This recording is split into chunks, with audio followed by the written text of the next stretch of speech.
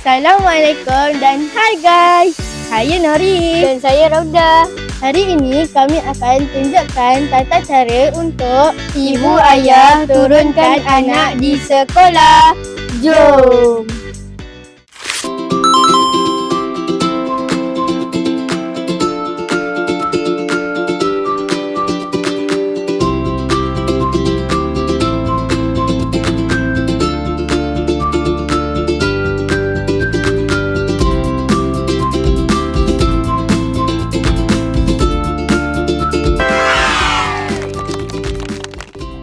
Ayuh ibu bapa, marilah kita mematuhi tata cara menghantar anak dengan betul dan selamat ke sekolah.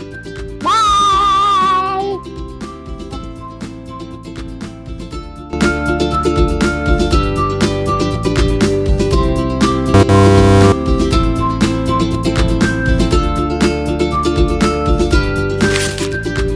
Utamakan keselamatan.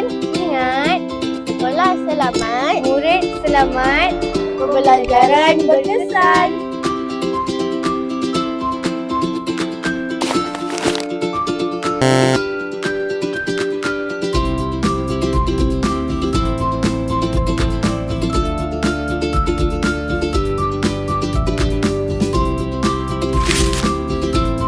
Lepas ni, ibu ayah jangan pernah sesekali hantar anak di tepi jalan utama.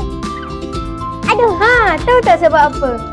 Sebab di jalan utama ini banyak kenderaan yang lalu lalang.